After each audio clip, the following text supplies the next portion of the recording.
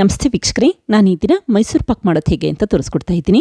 ನಿಮಗೇನಾದರೂ ಮನೆಯಲ್ಲಿ ಮೈಸೂರು ಪಾಕ್ ಮಾಡಲಿಕ್ಕೆ ಆಗೋದಿಲ್ಲ, ಕಷ್ಟ ಆಗುತ್ತೆ ಮತ್ತು ಪರ್ಫೆಕ್ಟಾಗಿ ಬರೋದಿಲ್ಲ ಅನಿಸಿದ್ರೆ ನಾನಿಲ್ಲಿ ಹೇಳ್ಕೊಡುವಂಥ ಕೆಲವೊಂದು ಟಿಪ್ಸ್ ಮತ್ತು ಟ್ರಿಕ್ಸ್ಗಳನ್ನ ಫಾಲೋ ಮಾಡಿದ್ರೆ ಸಾಕು. ಈ ರೀತಿ ಸಾಫ್ಟ್ ಆದ ಬಾಯಿಲಿಟ್ರೆ ಕರ್ಗುವಂಥ ಮೈಸೂರು ಪಾಕ್ ಮಾಡ್ಕೋಬಹುದು. ನೀವೇನಾದರೂ ಬೇಕರಿಯಲ್ಲಿ ಅಥವಾ ಭಟ್ರು ಮಾಡಿರುವಂಥ ಮೈಸೂರು ಪಾಕ್ ತಿಂದಿದ್ರೆ ಈ ರೀತಿ ಮಾಡಿ ನೋಡಿ. ಮದುವೆ ಮನೆಯಲ್ಲಿ ಯಾವ ರೀತಿ ಭಟ್ರು ಮೈಸೂರು ಪಾಕ್ ಮಾಡಿರ್ತಾರೆ ಅದೇ ರೀತಿ ತುಂಬಾ ರುಚಿಯಾಗಿರುತ್ತೆ. ಹಾಗೆ ನಿಮಗೆ ಈ ವಿಡಿಯೋ ಇಷ್ಟ ಆದರೆ ಪ್ಲೀಸ್ ವಿಡಿಯೋನ ಲೈಕ್ ಮಾಡಿ ಮತ್ತು ಚಾನಲ್ಗೆ ಸಬ್ಸ್ಕ್ರೈಬ್ ಮಾಡಿ. ಈಗ ಮೈಸೂರು ಪಾಕ್ ಮಾಡೋದು ಹೇಗೆ ಅಂತ ನೋಡ್ಕೊಳ್ಳೋಣ ಬನ್ನಿ. ನೋಡಿ, ಮೊದಲು ಒಂದು ಟಿನ್ಗೆ ಬೇಕಿಂಗ್ ಪೇಪರ್ ಹಾಕ್ಕೊಂಡಿದ್ದೀನಿ. ಬೇಕಿಂಗ್ ಪೇಪರ್ ಇಲ್ಲ ಅಂತಂದರೆ ಸ್ವಲ್ಪ ತುಪ್ಪ ಹಾಕಿ ನೀಟಾಗಿ ಸ್ಪ್ರೆಡ್ ಮಾಡಿಟ್ಕೊಳ್ಳಿ. ನಂತರ ಮತ್ತೊಂದು ಪ್ಯಾನ್ಗೆ 1 ಕಪ್ಪಷ್ಟು ಕಡಲೆ ಹಿಟ್ಟು ಹಾಕ್ಕೊಳ್ತಾ ಇದ್ದೀನಿ. ಈಗ ಕಡಲೆ ಹಿಟ್ಟನ್ನು ಉರಿನ ಮೀಡಿಯಂ ಫ್ಲೇಮಲ್ಲಿ ಇಟ್ಕೊಂಡು ಒಂದು 5 ನಿಮಿಷ ಹುರಿದಿಟ್ಕೊಳ್ಳಿ. ಈ ರೀತಿ ಮೊದಲು ಕಡಲೆ ಹಿಟ್ಟನ್ನು ಹುರಿಯೋದ್ರಿಂದ ಕಡಲೆ ಹಿಟ್ಟಿನಲ್ಲಿರುವಂಥ ಹಸಿ ಸ್ಮೆಲ್ಲೆಲ್ಲ ಹೊರಟೋಗುತ್ತೆ. ಹಾಗೆ ಮೈಸೂರು ಪಾಕ್ ಕೂಡ ತುಂಬಾ ರುಚಿಯಾಗಿ ಬರುತ್ತೆ. ಈಗ ಒಂದು 5 ನಿಮಿಷ ಹುರಿದಿಟ್ಕೊಳ್ತಾ ಇದ್ದೀನಿ.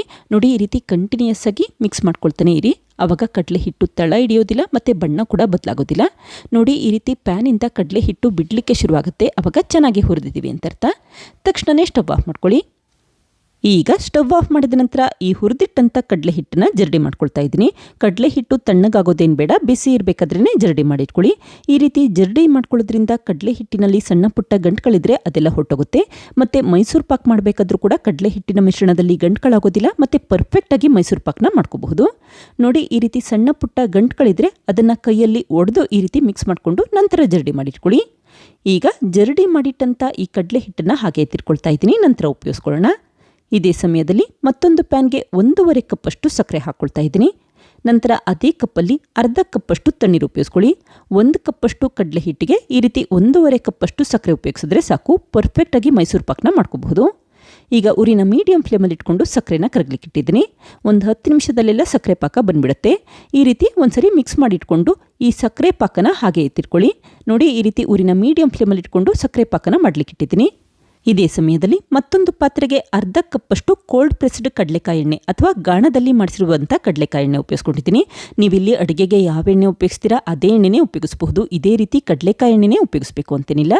ನಂತರ 1 ಕಪ್ಪಷ್ಟು ತುಪ್ಪ ಹಾಕ್ಕೊಂಡಿದ್ದೀನಿ. ಈ ರೀತಿ ಸ್ವಲ್ಪ ಕಡಿಮೆ ಪ್ರಮಾಣದಲ್ಲಿ ಎಣ್ಣೆ ಉಪಯೋಗಿಸೋದ್ರಿಂದ ತುಪ್ಪದ ಪ್ರಮಾಣ ಜಾಸ್ತಿ ಮಾಡೋ ಅವಶ್ಯಕತೆ ಇಲ್ಲ. ನಾನಿಲ್ಲಿ 1 ಕಪ್ಪಷ್ಟು ತುಪ್ಪ ಮತ್ತು ಅರ್ಧ ಕಪ್ಪಷ್ಟು ಎಣ್ಣೆ ಉಪಯೋಗಿಸ್ಕೊಂಡಿದ್ದೀನಿ. ನಿಮ್ಗೇನಾದರೂ ಎಣ್ಣೆ ಬೇಡ ಅಂತಂದರೆ ತುಪ್ಪನೇ ಉಪಯೋಗಿಸ್ಕೊಳ್ಳಿ. ಈ ರೀತಿ ಸ್ವಲ್ಪ ಪ್ರಮಾಣದಲ್ಲಿ ಎಣ್ಣೆ ಹಾಕೋದ್ರಿಂದ ಈ ಮೈಸೂರು ಪಾಕ್ ಮಿಶ್ರಣದಲ್ಲಿ ಎಣ್ಣೆ ಫ್ಲೇವರ್ ಬರೋದಿಲ್ಲ, ತುಪ್ಪದ ಫ್ಲೇವರ್ ತುಂಬ ಚೆನ್ನಾಗಿ ಬರ್ತಾ ಇರುತ್ತೆ. ಈಗ ಸ್ವಲ್ಪನೇ ಈ ಬಿಸಿ ಮಾಡಿಟ್ಟಂಥ ತುಪ್ಪದ ಮಿಶ್ರಣನ ಕಡಲೆ ಹಿಟ್ಟಿನ ಮಿಶ್ರಣಕ್ಕೆ ಹಾಕಿ ನಿಧಾನಕ್ಕೆ ಮಿಕ್ಸ್ ಮಾಡಿಟ್ಕೊಳ್ಳಿ. ಮೊದಲೇ ಈ ರೀತಿ ಕಡಲೆ ಹಿಟ್ಟಿನ ಮಿಶ್ರಣಕ್ಕೆ ತುಪ್ಪದ ಮಿಶ್ರಣ ಹಾಕಿ ಮಿಕ್ಸ್ ಮಾಡೋದ್ರಿಂದ ಮೈಸೂರು ಪಾಕ್ ಮಾಡಬೇಕಾದ್ರೆ ಗಂಟುಗಳಾಗೋದಿಲ್ಲ, ಪರ್ಫೆಕ್ಟಾಗಿ ಮೈಸೂರು ಪಾಕ್ ಮಾಡ್ಕೋಬಹುದು. ಈಗ ಸಕ್ಕರೆ ಪಾಕ ಕೂಡ ಕುದಿಲಿಕ್ಕೆ ಶುರುವಾಗ್ತಾ ಇದೆ. ಆದಷ್ಟು ಈ ರೀತಿ ಉರಿನ ಮೀಡಿಯಂ ಫ್ಲೇಮಲ್ಲಿ ಇಟ್ಕೊಂಡು ನಿಧಾನಕ್ಕೆ ಮಿಕ್ಸ್ ಮಾಡ್ಕೊಳ್ತಾನೆ ಇರಿ. ಹಾಗೆ ಮಧ್ಯೆ ಚೆಕ್ ಮಾಡ್ಕೊಳ್ತಾ ಇರಿ. ನೋಡಿ, ಈಗ ಅಂಟು ಪಾಕ ಬರ್ತಾ ಇದೆ. ಒಂದೇಳೆ ಪಾಕ ಬರಬೇಕು, ಅಲ್ಲಿವರೆಗೂ ಮಿಕ್ಸ್ ಮಾಡಿಟ್ಕೊಳ್ಳಿ. ಹಾಗೆ ಒಂದೇಳೆ ಪಾಕ ಈ ರೀತಿ ಕಟ್ಟಾಗಬಾರ್ದು, ಪರ್ಫೆಕ್ಟಾಗಿ ಒಂದೇಳೆ ಪಾಕ ಬರಬೇಕು, ಅಲ್ಲಿವರೆಗೂ ಮಿಕ್ಸ್ ಮಾಡಿಟ್ಕೊಳ್ಳಿ. ಈಗ ಮತ್ತೆ ಒಂದ್ಸರಿ ಕೈಯಲ್ಲಿ ಚೆಕ್ ಮಾಡ್ಕೊಳ್ತಾ ಇದ್ದೀನಿ. ನೋಡಿ, ಈ ರೀತಿ ಒಂದೇಳೆ ಪಾಕ ಕಟ್ಟಾಗ್ತಾ ಇಲ್ಲ ಅಂತಂದರೆ ಪರ್ಫೆಕ್ಟಾಗಿ ಒಂದೇಳೆ ಪಾಕನ ಮಾಡಿಟ್ಕೊಂಡಿದ್ದೀವಿ ಅಂತ ಅರ್ಥ. ತಕ್ಷಣವೇ ಮಾಡಿಟ್ಟಂಥ ಈ ಕಡಲೆ ಹಿಟ್ಟಿನ ಮಿಶ್ರಣ ಹಾಕ್ಕೊಳ್ತಾ ಇದ್ದೀನಿ. ಕಡಲೆ ಹಿಟ್ಟಿನ ಮಿಶ್ರಣ ಹಾಕಬೇಕಾದ್ರೆ ಉರಿನ ಲೋ ಫ್ಲೇಮ್ ಅಥವಾ ಸಣ್ಣ ಉರಿಯಲ್ಲಿ ಇಟ್ಕೊಳ್ಳಿ. ಈಗ ನೀಟಾಗಿ ಮತ್ತೆ ಬೇಗ ಮಿಕ್ಸ್ ಮಾಡಿಟ್ಕೊಳ್ಳಿ. ಹಾಗೆ ಈ ರೀತಿ ಕಡಲೆ ಹಿಟ್ಟಿಗೆ ಮೊದಲೇ ತುಪ್ಪ ಹಾಕಿ ಮಿಕ್ಸ್ ಮಾಡ್ಕೊಳ್ಳೋದ್ರಿಂದ ಈ ಸಮಯದಲ್ಲಿ ಗಂಟುಗಳಾಗೋದಿಲ್ಲ, ಪರ್ಫೆಕ್ಟಾಗಿ ಮೈಸೂರು ಪಾಕ್ ಮಾಡ್ಕೋಬಹುದು ಅಂತಷ್ಟೇ. ನೋಡಿ, ಮಿಶ್ರಣದಲ್ಲಿ ಸ್ವಲ್ಪ ಕೂಡ ಗಂಟುಗಳಾಗಿಲ್ಲ. ಮತ್ತು ಬಟ್ಲಲ್ಲಿರುವಂಥ ಕಡಲೆ ಹಿಟ್ಟಿನ ಮಿಶ್ರಣನ ನೀಟಾಗಿ ಹಾಕ್ಕೊಂಡಿದ್ದೀನಿ. ಈಗ ಉರಿನ ಮೀಡಿಯಂ ಫ್ಲೇಮಲ್ಲಿ ಇಟ್ಕೊಂಡು ಕಂಟಿನ್ಯೂಸ್ ಆಗಿ ಮಿಕ್ಸ್ ಮಾಡ್ಕೊಳ್ತಾನೆ ಇರಿ. ಹಾಗೆ ಮತ್ತೊಂದು ಸ್ಟವ್ವಲ್ಲಿ ತುಪ್ಪ ಮತ್ತು ಎಣ್ಣೆ ಮಿಶ್ರಣನ ಬಿಸಿ ಮಾಡ್ಲಿಕ್ಕೆ ಇಟ್ಕೊಳ್ಳಿ. ಸಣ್ಣ ಉರಿಯಲ್ಲಿ ಈ ತುಪ್ಪದ ಮಿಶ್ರಣ ಬಿಸಿ ಮಾಡ್ಲಿಕ್ಕೆ ಇಟ್ಕೊಳ್ಳಿ. ಬಿಸಿ ಇರುವಂಥ ತುಪ್ಪದ ಮಿಶ್ರಣನ ಸ್ವಲ್ಪನೇ ಈ ರೀತಿ ಕಡಲೆ ಹಿಟ್ಟಿನ ಮಿಶ್ರಣಕ್ಕೆ ಹಾಕಿ ಮಿಕ್ಸ್ ಮಾಡ್ಕೊಳ್ತಾನೆ ಇರಿ. ಆದಷ್ಟು ಉರಿನ ಮೀಡಿಯಂ ಫ್ಲೇಮಲ್ಲಿ ಇಟ್ಕೊಂಡು ನಿಧಾನಕ್ಕೆ ಮಿಕ್ಸ್ ಮಾಡಿ ಇಟ್ಕೊಳ್ಳಿ. ನೋಡಿ, ಯಾವ ರೀತಿ ಬಬಲ್ಸ್ಗಳು ಅಥವಾ ಬುರುಗು ಬರಲಿಕ್ಕೆ ಶುರುವಾಗ್ತಾ ಇದೆ ಅಂತ ಗೊತ್ತಾಗ್ತಾ ಇದೆ. ಬುರುಗು ಚೆನ್ನಾಗಿ ಬರಬೇಕು, ಅಲ್ಲಿವರೆಗೂ ಮಿಕ್ಸ್ ಮಾಡ್ಕೊಳ್ತಾನೆ ಇರಿ. ಮತ್ತು ಪ್ಯಾನ್ ಬಿಡಲಿಕ್ಕೆ ಶುರುವಾಗುತ್ತೆ, ಅಲ್ಲಿವರೆಗೂ ಮಿಕ್ಸ್ ಮಾಡಿಟ್ಕೊಳ್ಳಿ. ಈ ರೀತಿ ಪ್ಯಾನ್ ಇಲ್ಲ ಅಂತಂದರೆ ನೀವಿಲ್ಲಿ ಕುಕ್ಕರಲ್ಲಿ ಮಾಡಬಹುದು ಅಥವಾ ಗಟ್ಟಿಯಾದ ಬಾಣಲಿ ಉಪಯೋಗಿಸ್ಕೊಳ್ಳಿ ಅಷ್ಟೇ. ಆವಾಗ ತಳ ಹಿಡಿಯೋದಿಲ್ಲ. ಸಾಮಾನ್ಯವಾಗಿ ತಳ ಹಿಡಿಯೋ ಚಾನ್ಸಸ್ ಇರುತ್ತೆ ಮೈಸೂರು ಪಾಕ್ ಮಾಡಬೇಕಾದ್ರೆ, ಹಾಗಾಗಿ ಗಟ್ಟಿಯಾದ ಬಾಣಲಿ ಉಪಯೋಗಿಸ್ಕೊಳ್ಳಿ.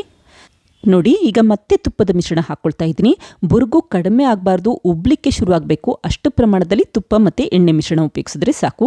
ನಾನಿಲ್ಲಿ 1.5 ಕಪ್ಪಷ್ಟು ತುಪ್ಪ ಮತ್ತು ಎಣ್ಣೆ ಮಿಶ್ರಣ ಉಪಯೋಗಿಸ್ಕೊಂಡಿದ್ದೀನಿ. ಪರ್ಫೆಕ್ಟಾಗಿ ನೀವು ಈ ತುಪ್ಪದ ಮಿಶ್ರಣದಲ್ಲೇ ಮೈಸೂರು ಪಾಕನ ಮಾಡ್ಕೋಬಹುದು. ನೋಡಿ ಯಾವ ರೀತಿ ಬುರುಗು ಉಬ್ಲಿಕ್ಕೆ ಶುರುವಾಗ್ತಾ ಇದೆ, ಅಂದರೆ ಕಡಿಮೆ ಆಗ್ತಾ ಇಲ್ಲ ಅಂತಂದರೆ ಪರ್ಫೆಕ್ಟಾಗಿ ಮೈಸೂರು ಪಾಕ್ ಮಿಶ್ರಣ ಬೆಂದಿದೆ ಅಂತ ಅರ್ಥ. ಈಗ ಉಳಿದಿರುವಂಥ ಈ ತುಪ್ಪದ ಮಿಶ್ರಣನ ಒಟ್ಟಿಗೆ ಹಾಕ್ಕೊಳ್ತಾ ಇದ್ದೀನಿ. ಒಟ್ಟು ನಾನಿಲ್ಲಿ 1 ಕಪ್ಪಷ್ಟು ತುಪ್ಪ ಮತ್ತು ಅರ್ಧ ಕಪ್ಪಷ್ಟು ಎಣ್ಣೆ ಉಪಯೋಗಿಸ್ಕೊಂಡಿದ್ದೀನಿ. ಪರ್ಫೆಕ್ಟಾಗಿ ಈ ರೀತಿ ತುಪ್ಪದ ಮಿಶ್ರಣ ಮಾಡಿಟ್ಕೊಂಡ್ರೆ ಸಾಕು, ಮೈಸೂರು ಪಾಕ್ನ ರೆಡಿ ಮಾಡ್ಕೋಬಹುದು. ಆದಷ್ಟು ಬಿಸಿ ಇರುವಂಥ ತುಪ್ಪದ ಮಿಶ್ರಣ ಹಾಕೊಳ್ಳಿ ಅಷ್ಟೇ. ಈಗ ಸ್ಟವ್ ಆಫ್ ಮಾಡಿಕೊಂಡು ಈ ಮಾಡಿಟ್ಟಂಥ ಮಿಶ್ರಣನ ಈ ರೀತಿ ಟಿನ್ಗೆ ಹಾಕ್ಕೊಳ್ತಾ ಇದ್ದೀನಿ. ಟಿನ್ ಇಲ್ಲ ಅಂತಂದರೆ ಯಾವುದಾದ್ರೂ ಪಾತ್ರೆ ಉಪಯೋಗಿಸಬಹುದು. ಆದಷ್ಟು ನೀಟಾಗಿ ತುಪ್ಪ ಸ್ಪ್ರೆಡ್ ಮಾಡಿಕೊಂಡು ನಂತರ ಈ ಮಿಶ್ರಣ ಹಾಕೊಳ್ಳಿ. ಈಗ ನಿಧಾನಕ್ಕೆ ಮತ್ತು ಲೈಟಾಗಿ ಸ್ಪ್ರೆಡ್ ಮಾಡ್ಕೊಳ್ತಾ ಬನ್ನಿ. ನಂತರ ಒಂದು ಬಟ್ಲಿಂದ ಮುಚ್ಚಿಟ್ಕೊಂಡು ಒಂದು 10 ನಿಮಿಷ ಹಾಗೆ ಇಟ್ಬಿಡಿ. 10 ನಿಮಿಷ ಆದ ನಂತರ ನಿಧಾನಕ್ಕೆ ಚಾಕುವಲ್ಲಿ ಕಟ್ ಮಾಡ್ಕೊಳ್ತಾ ಇದ್ದೀನಿ. ಈ ರೀತಿ ಬಿಸಿ ಇರಬೇಕಾದ್ರೇ ಬೇಗ ಕಟ್ ಮಾಡಿಟ್ಕೊಳ್ಳಿ, ಆವಾಗ ಮೈಸೂರು ಪಾಕ್ ಪೀಸಸ್ಗಳು ಕೂಡ ಪರ್ಫೆಕ್ಟಾಗಿ ಬಂದಿರುತ್ತೆ ಅಂತಷ್ಟೇ. ನೋಡಿ ಆದಷ್ಟು ಬಿಸಿ ಇರಬೇಕಾದ್ರೇ ಈ ರೀತಿ ಕಟ್ ಮಾಡ್ಕೊಳ್ತಾ ಇದ್ದೀನಿ. ತುಂಬಾ ಸಾಫ್ಟಾಗಿರುತ್ತೆ. ಬಿಸಿ ಇರಬೇಕಾದ್ರೆ ನಿಧಾನಕ್ಕೆ ಕಟ್ ಮಾಡಿಟ್ಕೊಳ್ಳಿ, ಇಲ್ಲ ಅಂತಂದರೆ ಪುಡಿ ಆಗೋ ಚಾನ್ಸಸ್ ಇರುತ್ತೆ ಅಂತಷ್ಟೇ. ಬಿಸಿ ಇರಬೇಕಾದ್ರೆ ಗಟ್ಟಿ ಆಗೋದಿಲ್ಲ, ಮೆತ್ತಗಿರುತ್ತೆ. ಹಾಗಾಗಿ ಈ ರೀತಿ ನಿಧಾನಕ್ಕೆ ಕಟ್ ಮಾಡಿಟ್ಕೊಳ್ಳಿ. ಈ ರೀತಿ ಕಟ್ ಮಾಡಿದ ನಂತರ ಲಿಡ್ ಕ್ಲೋಸ್ ಮಾಡಿ ತಣ್ಣಗಾಗಬೇಕು, ಅಲ್ಲಿವರೆಗೂ ಹಾಗೆ ಇಟ್ಬಿಡಿ.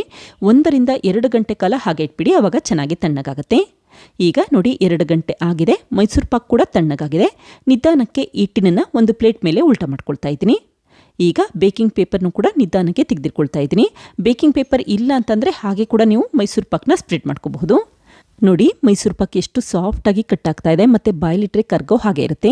ಹಾಗೆ ನೋಡಿ ಇಲ್ಲಿ ಮಧ್ಯಭಾಗದಲ್ಲಿ ಎಷ್ಟು ಪರ್ಫೆಕ್ಟಾಗಿ ಒಂದೊಳ್ಳೆ ಬಣ್ಣ ಬಂದಿದೆ ಅಂತ ಗೊತ್ತಾಗ್ತಾ ಇದೆ. ನೀವು ಮದುವೆ ಮನೆಯಲ್ಲಿ ಅಥವಾ ಯಾವುದಾದ್ರೂ ಫಂಕ್ಷನಲ್ಲಿ ಮೈಸೂರು ಪಾಕ್ ತಿಂದಿದ್ರೆ ಅದೇ ರೀತಿ ತುಂಬಾ ರುಚಿಯಾಗಿರುತ್ತೆ. ಈ ರೀತಿ ಮೈಸೂರು ಪಾಕ್ ಮಾಡಲಿಕ್ಕೆ ಜಾಸ್ತಿ ಪ್ರಮಾಣದಲ್ಲಿ ಕೂಡ ತುಪ್ಪ ಉಪಯೋಗಿಸೋ ಅವಶ್ಯಕತೆ ಇಲ್ಲ. ಹಾಗೆ ನೋಡಿ ಮೈಸೂರು ಪಾಕ್ ಎಷ್ಟು ಸಾಫ್ಟಾಗಿ ಕಟ್ ಆಗ್ತಾ ಇದೆ, ತುಂಬಾ ರುಚಿಯಾಗಿರುತ್ತೆ. ತುಪ್ಪ ಹಾಕಿರೋದ್ರಿಂದ ಈ ರೀತಿ ಸಾಫ್ಟಾಗಿರುತ್ತೆ ಮತ್ತು ತುಂಬಾ ರುಚಿಯಾಗಿರುತ್ತೆ. ತುಪ್ಪದ ಫ್ಲೇವರ್ ಈ ಮೈಸೂರು ಪಾಕಲ್ಲಿ ಚೆನ್ನಾಗಿ ಬರ್ತಾ ಇರುತ್ತೆ. ಎಣ್ಣೆ ಫ್ಲೇವರ್ ಸ್ವಲ್ಪ ಕೂಡ ಇರೋದಿಲ್ಲ. ಹಾಗೆ ಈ ಮೈಸೂರು ಪಾಕ್ನ ನೀವು ಸ್ಟೋರ್ ಮಾಡಿ ಕೂಡ ಇಡಬಹುದು. 8 ಬಾಕ್ಸ್ ಅಥವಾ ಯಾವುದಾದ್ರೂ ಸ್ಟೀಲ್ ಬಾಕ್ಸಲ್ಲಿ ಸ್ಟೋರ್ ಮಾಡಿಟ್ರೆ 15 ರಿಂದ 1 ತಿಂಗಳು ಇಟ್ಟರೂ ಕೂಡ ಹಾಳಾಗೋದಿಲ್ಲ, ಅಷ್ಟೇ ರುಚಿಯಾಗಿರುತ್ತೆ. ಈಗ ಈ ಕಟ್ ಮಾಡಿಟ್ಟಂಥ ಮೈಸೂರು ಪಾಕ್ನ ಮತ್ತೊಂದು ಪ್ಲೇಟ್ಗೆ ಸರ್ವ್ ಮಾಡ್ಕೊಳ್ತಾ ಇದ್ದೀನಿ. ನೋಡಿ ಮಧ್ಯಭಾಗ ಎಷ್ಟು ಚೆನ್ನಾಗಿ ಒಂದೊಳ್ಳೆ ಬಣ್ಣ ಬಂದಿದೆ ಅಂತ ಗೊತ್ತಾಗ್ತಾ ಇದೆ. ಹಾಗೆ ತುಂಬಾ ಸಾಫ್ಟಾಗಿರುತ್ತೆ. ಈಗ ಒಂದು ಮೈಸೂರು ಪಾಕ್ನ ಕಟ್ ಮಾಡಿ ತೋರಿಸ್ತೀನಿ ನೋಡಿ, ಯಾವ ರೀತಿ ಸಾಫ್ಟಾಗಿ ಕಟ್ ಆಗುತ್ತೆ ಅಂತ ಗೊತ್ತಾಗುತ್ತೆ. ನೋಡಿದ್ರಲ್ಲ ಫ್ರೆಂಡ್ಸ್, ಎಷ್ಟು ಸುಲಭವಾಗಿ ಮನೆಯಲ್ಲೇ ಮೈಸೂರು ಪಾಕ್ ಮಾಡೋದು ಹೇಗೆ ಅಂತ ತೋರಿಸ್ಕೊಟ್ಟೆ ಅಂತ ಗೊತ್ತಾಯ್ತಲ್ವಾ. ನೀವು ಕೂಡ ಟ್ರೈ ಮಾಡಿ ನೋಡಿ, ಮನೆಯವ್ರಿಗಂತೂ ತುಂಬಾ ಇಷ್ಟ ಆಗುತ್ತೆ. ಮತ್ತೆ ಕೇಳಿ ಮಾಡಿಸ್ಕೊಳ್ತಾರೆ. Thank you. ಲೈಕ್ ಮಾಡಿ ಮತ್ತು ಸಬ್ಸ್ಕ್ರೈಬ್ ಮಾಡಿ.